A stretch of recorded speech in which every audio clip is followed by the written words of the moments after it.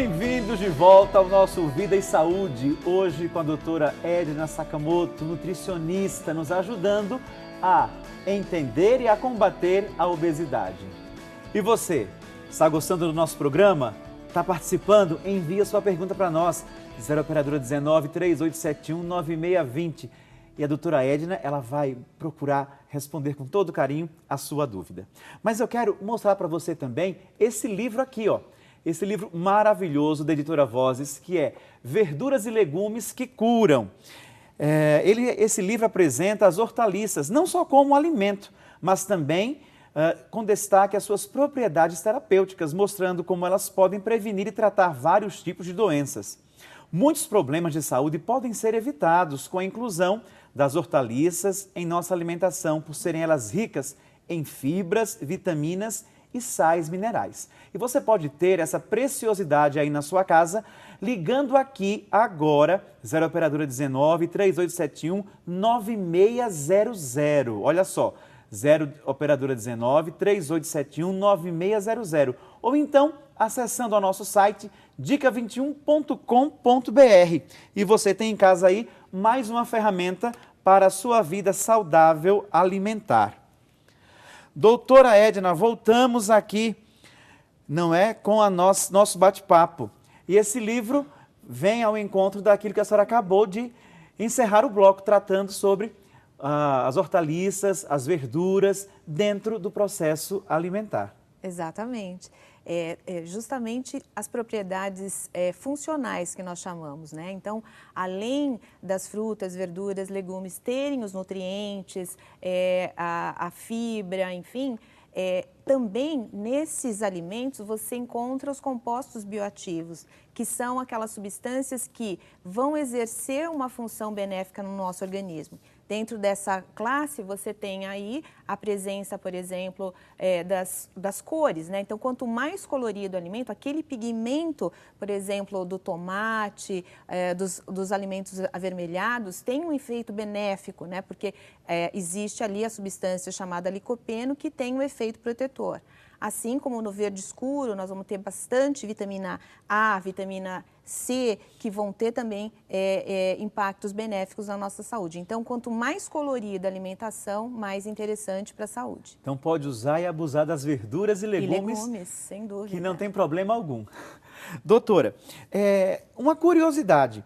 Muitas pessoas falam do hormônio da fome. Exato. Vamos entender um pouquinho melhor o que é esse hormônio da fome? O nosso sistema de fome e saciedade tem uma regulação hormonal, né?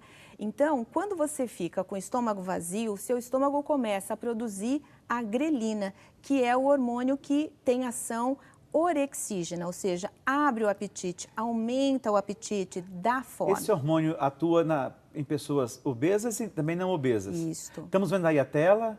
Sim, tem o indivíduo obeso e o indivíduo magro. No indivíduo normal, saudável, então, quando você tem essa sensação de fome, esse hormônio aumenta e quando você ingere o alimento, ali na curva do vermelhinho, começa a cair. Por quê? O outro hormônio da saciedade, que está em azul, que é a leptina, começa a ser produzido. Então, esse é um mecanismo que, no indivíduo magro, ele está bem calibrado. Então, eu tenho fome, eu ingiro o alimento, diminui aquele hormônio da fome e aumenta, então, o hormônio da saciedade, que é a leptina.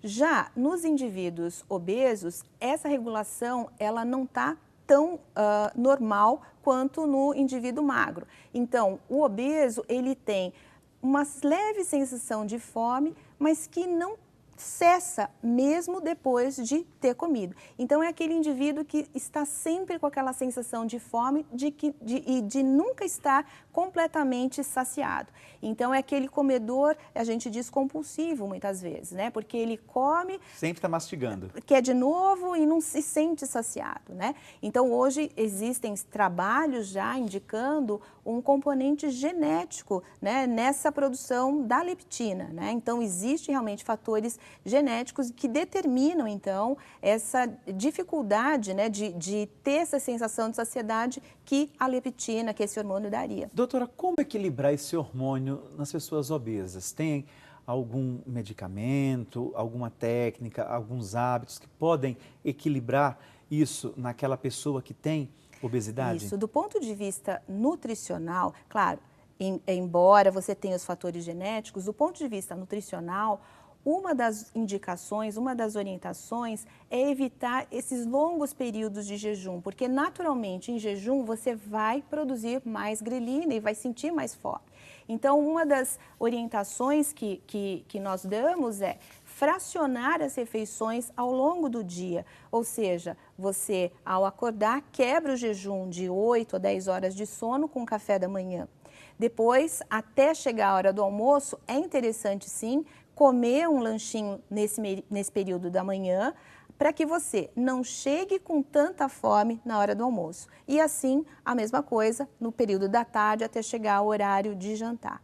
O que é muito comum, padre, no consultório, é aquela pessoa que refere assim: doutora, de manhã eu não tenho fome, então eu saio de casa com um dedinho de café e vou até a hora do almoço. Aí no almoço eu chego muito bem, eu como minha saladinha e o meu grelhado. Não, ainda tá bem. Até o almoço ainda consegue Doutora, segurar. Temos uma perguntinha do povo sobre isso daí. Vamos ver o que o povo está perguntando.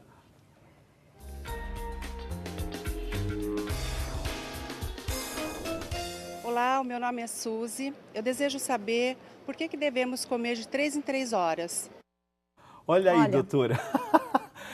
Essa pergunta, a resposta já muito pertinente. Já foi iniciada? Já foi iniciada, porque é uma dúvida muito comum, padre. É isso que a gente vê na rotina, no dia a dia, no consultório, né? Então, esse mecanismo acontece.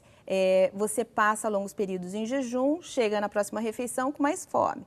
Mas até a hora do almoço dá para segurar, que as pessoas relatam. Só que a partir da tarde, quando chega lá pelas 4, 5 horas da tarde, o que muitas pessoas referem é assim: aí vem a hora da fome. Aí eu tenho vontade de comer tudo que está na mesa e no armário e na geladeira, né? Por que isso acontece? Isso é fisiológico. Você disparou esse mecanismo de jejum, né?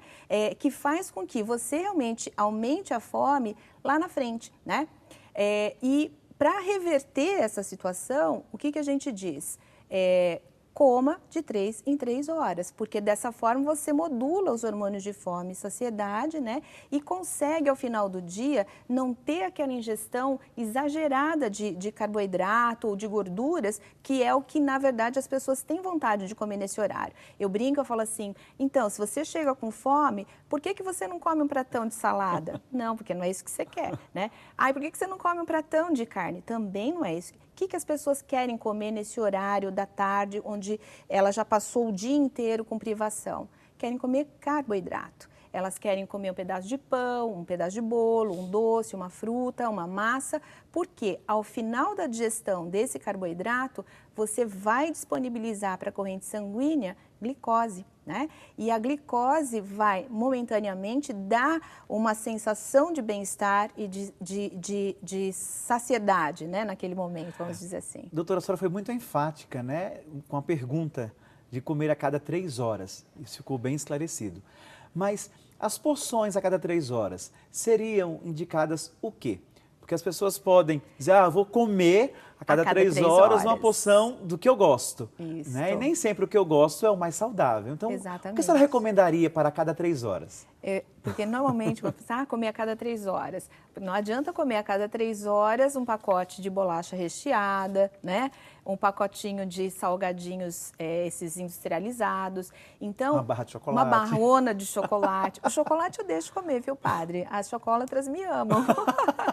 Né? Mas, na verdade, o que a gente pede para introduzir nesses lanchinhos intermediários são frutas frescas ou frutas secas, as sementes oleaginosas. Então, dentro dessa categoria, as castanhas, nozes, amêndoas, a castanha de caju, porque essas são gorduras boas que vão me ajudar a manter a sensação de saciedade mais prolongada, porque a gordura, quando chega na porção inicial do intestino, também estimula a liberação de hormônios de saciedade, né? Então, melhor do que comer a fruta sozinha, comer a fruta com uma oleaginosa, por exemplo, né? E com isso, na hora do almoço, eu consigo chegar com menos fome. Eu normalmente peço para as pessoas comerem uma porção de carboidrato no almoço, porque muitas vezes essa realidade da salada de alface com o franguinho é muito verdade. No desespero da pessoa querer emagrecer, ela acaba restringindo o almoço e vai ter um jantar ou um final de tarde bastante compulsivo por carboidratos. Então, o grande segredo é distribuir as porções adequadamente ao longo do dia. Mas em que ocasião pode comer o chocolate, doutora? O chocolate, eu normalmente indico aquelas versões com maior teor de cacau, então é aquele chocolate acima de 50% cacau, que você pode usar ou logo depois de uma refeição onde você fez o consumo de bastante fibra. Então, por exemplo, você almoçou, comeu um pratão de salada, colocou ali um brócolis, uma couve refogada, um arroz integral, um feijão, um franguinho, eu posso comer de 25 a 30 gramas de chocolate acima de 50% cacau, sem o prejuízo, né, de ter um aporte muito grande de gordura e açúcar e com o benefício dos antioxidantes do cacau. Você pode, né? Emagrecer com prazer. Sem dúvida. É justamente dessa forma mais equilibrada que você consegue sustentar essa mudança de hábito alimentar. E aí começa a fazer o combate da obesidade. Exatamente. Associado também a práticas físicas, que isso é importante. Sem dúvida, porque a gente também não pode esquecer que existe o balanço energético, né? É claro que nem sempre a gente faz restrição calórica, justamente um dos exemplos que eu dei de usar essas sementes oleaginosas, usar abacate, são gorduras boas que vão me ajudar, embora tenham um valor calórico aumentado, elas me ajudam no controle da saciedade, me ajudam no processo de emagrecimento, né? Mas a atividade física, sem dúvida, é o que vai realmente ajudar, né, a manter o metabolismo estimulado e ativo, para que você também libere substâncias que vão dar essa sensação de bem-estar e ajudando então a ficar realmente focado na mudança do estilo de vida e da alimentação. Doutora, se eu chego no seu consultório agora, nós estamos aqui no seu consultório. Sim, padre. Como que a senhora faria a minha avaliação nutricional? O senhor está ótimo, padre. Como é que a gente faz? Primeiro, pesando, então são vários parâmetros que são avaliados, né? Então o peso na balança, mas o peso por si só não é um indicador fiel daquilo que está acontecendo internamente. Então o IMC, que é o que a gente viu, que são aquelas faixas de peso proporcional à sua altura, é um dos parâmetros. Então por aí a gente já vê se o seu peso está adequado à sua altura. Mas também, outro critério que nós avaliamos são as medidas, né? Ou seja, a circunferência abdominal, por exemplo. Então, se a sua cintura está com uma circunferência para mulheres acima de 88 e para homens acima de 102, já indica um aumento dessa gordura abdominal, né? E, finalmente, a avaliação que a gente faz também é em relação à composição corporal. Então, desse peso que nós vimos na balança, quanto é gordura, né? E quando nós falamos... A gordura corporal é avaliada também. Também. É importante fazer uma avaliação do percentual de gordura dentro daquele peso que nós vimos na balança. E né? A pressão arterial também é levada em conta? Também, mas embora isso seja relatado, né? Durante a consulta, a gente não vai aferir, a consulta nutricional, a gente não vai fazer a aferição necessariamente da pressão. A pessoa já traz um histórico, perguntado se ela faz uso de medicação, enfim, né? Doutora, aqui temos uma pergunta. Pois não. Da Márcia Ramos, ela é lá do Rio Grande do Sul, de Arroio dos Ratos. Ela diz assim: doutora Edna, o psiquiatra me recomendou tomar topiramato para perda de peso. Topiramato, acho que é esse o composto. Realmente emagrece?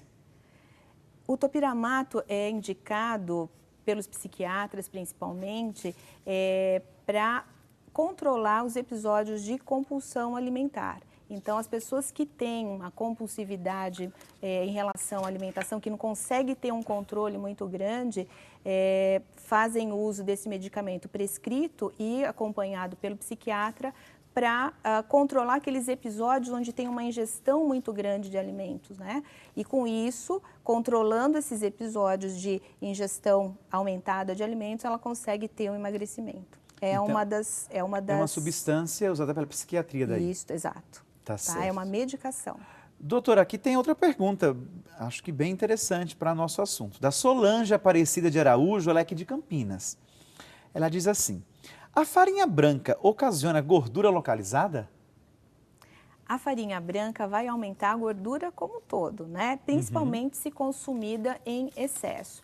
Mas, toda vez que você for consumir um alimento refinado, você consegue acrescentar, por exemplo, fibra ou gordura boa ou uma proteína para modular a liberação da glicose decorrente da digestão da farinha branca. Então, gordura localizada, assim, especificamente, não, você vai ter um ganho, né, de gordura como um todo. Doutora, aqui tem outra pergunta, aqui também de Campinas, a Renata Cássia. Ela fala assim: estou acima do peso. Procuro ajuda, mas tenho dificuldade para emagrecer. O que eu poderia fazer para perder peso? Peso 91 quilos e tenho 1,64 m de altura. Sim, Então, de fato, o seu peso está acima do que seria recomendado para a sua altura, né? Eu começaria incluindo uma caminhadinha 3 vezes por semana, não precisa virar atleta, então começa aos poucos. E no que se refere à alimentação, fazer justamente aquilo que nós preconizamos, fracionar a sua alimentação, né? Então, comer a cada 3 horas, não pular a refeição, procurar fazer essa troca do refinado pelo integral, procurar evitar o consumo de alimentos extremamente gordurosos ou frituras de imersão, né? Que são as batatas fritas, as milanesas, coxinha, né? Que tem uma alta densidade energética e esse tipo de gordura também é uma gordura extremamente nociva para o nosso organismo, né? E aumentar a ingestão de alimentos frescos, como as verduras, as frutas, os legumes, né? Os integrais, de uma forma rotineira e não como exceção. Para que você, por exemplo, no final de semana, possa comer um pãozinho na chapa ou comer a lasanha que a sua avó faz sem culpa. Porque durante a semana você fez um roteiro alimentar adequado. Porque quando a pessoa chega no sobrepeso ou na obesidade, pensando nas questões ligadas à alimentação, é porque, de fato, teve momentos de muitos excessos ao longo da semana, do período da semana principalmente, né? E juntando com o final de semana, aí... Se faz tudo direitinho, pode ter um dia de lixo, né? Padre, você sabe que eu não gosto desse termo, dia do lixo. Então, é muito comum, e eu fiz questão de falar, Isso. porque muitas pessoas, e também profissionais da nutrição, indicam, não é, esse dia, faz um dia do lixo. Isso. A pessoa que passa a semana inteira, ela pode, doutora, se assoberbar, vamos assim dizer, naquilo que gosta? Sim, mas eu entendo assim, a conotação do dia do lixo traz uma conotação muito negativa, como se o seu corpo fosse uma lixeira, né? Eu vou colocar para dentro o lixo? Eu acho que não.